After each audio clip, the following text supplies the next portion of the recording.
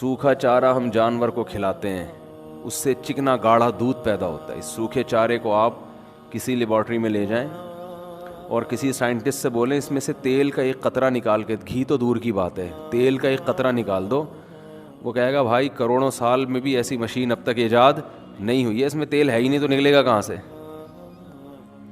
यही वजह है कि कोलेस्ट्रॉल के मरीज़ों को घास खाने का मशवरा दिया जाता है, यानी घास से मिलती जुलती सब्जियां, कि उसमें तेल नहीं है। इससे तेल निकालने की कोशिश करोगे तो अपना तेल निकल जाएगा, इससे तेल नहीं निकलेगा। अब अल्लाह ताला अगर भैंस को बादाम खिलाते कि भाई इससे तुमने दूध निकालना है चिकनाई वाला, तो चिकनी चीज़ें खिलाओ, तो चिकनी चीज़ें तो क्या हैं, बादाम है, पिस्ता है, अखरोट है, ये खाएंगे तो इससे तेल निकलेगा। फिर तो हम कहते हैं अल्लाह फिर ये डायरेक्ट हम बादाम खुद ना खा लें, हमें दूध पीने की ज़रूरत क्या, इतने महंगा पड़ेगा दूध, वो बादाम ही खा लें हम। तो भैंस को इतना प्रोटोकॉल हम क्यों दें, क्या ख्याल है भाई। तो अल्लाह ने फरमाया कि इन गायों को, इन भैंसों से दूध जैसी कीमती चीज़ तुम्हें मिलेगी। इतनी कीमती चीज़ है ना दूध, इतनी ज़बरदस्त चीज़ है, लोग दूध की कदर नहीं करते हकीकत में। अब बात चल पड़ी है तो बता दूं, तीन तरह से दूध की नाकदरी हो रही है हमारे माशरे में, तीन तरह से। पहली नाकदरी, दूध को बॉयल किया जाता है, ताज़ा दूध नहीं पिया जाता, ये नाकदरी है। आपको कुदरत ने जिस अंदाज में दूध दिया है ना उसी में पियो, बॉयल करके उसकी जो अज्जाए तरकीबी है ना उसको चेंज बोलो ना नहीं करो। हमारे नबी ने, मेरे इल्म में कोई ऐसी हदीस नहीं है ज़िंदगी में कभी दूध उबाल के पिया हो। डॉक्टर को इतराज़ होगा, यहाँ कुछ डॉक्टर भी बैठे हुए होंगे, कैसे मशवरे दे रहा है, जरासीम पिला रहा है हमको। तो दूध जब निकलता है उसमें जरासीम नहीं होते, बाद में फिर जरासीम आते हैं उसके अंदर, जब रखा रहेगा तो जर्म्स भी आते हैं। तो निकालो पी जाओ, बात आ रही है समझ में। हमारे नबी कैसे दूध पीते थे, इधर बकरी से दूध निकाला, ऊँटनी से दूध निकाला, सहाबी आपके सामने लाए, आपने उसको पी लिया।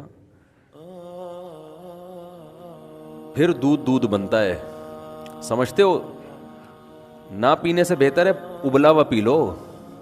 तो ऐसा नहीं कि वो बॉयल दूध छोड़ दें, लेकिन जो फ़ायदा कच्चे दूध में है ताज़ा, ये तजर्बा किए, क्यों लेबॉर्ट्री टेस्ट नहीं बता रहा मैं आपको,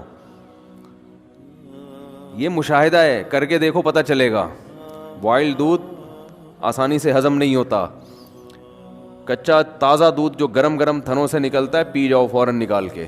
लेकिन वो कौन करेगा, एक्चुअली बकरी पालनी पड़ती है, गाय भैंस, और एक्चुअली ये तो मरो फिर। जो खुदा ने जो तुम्हें नेमतें दी हैं वो तुम इस्तेमाल नहीं कर रहे। देखो मैं बार बार कहता हूँ, नेचर कभी तब्दील नहीं होगी, चाहे साइंस कितनी तरक्की कर जाए। तो फितरत चेंज बोलो भाई नहीं होती। अल्लाह ने हमें जो चीज़ें खाने के लिए दी हैं, अब देखो देसी मुर्गी का जायका ही अलग है, उसकी ताकत ही अलग। इन चीज़ें, खजूर, अनाज में जौ, ये जो जौ की रोटी है ना, ये अनाज में ये खा रहे हैं, कार्बोहाइड्रेट की जो कमी है ना, कार्ब की, वो खजूर से और किससे हो रही है, जौ से हो रही है। बाकी सारे प्रोटीन उनको कहाँ से मिल रहे हैं, दूध से मिल रहे हैं। हमारे नबी ने बहरहाल एक रिवायत के मुताबिक नहीं पिया कि खाली दूध या सिर्फ शहद, दोनों को का कम्बिनेशन नहीं।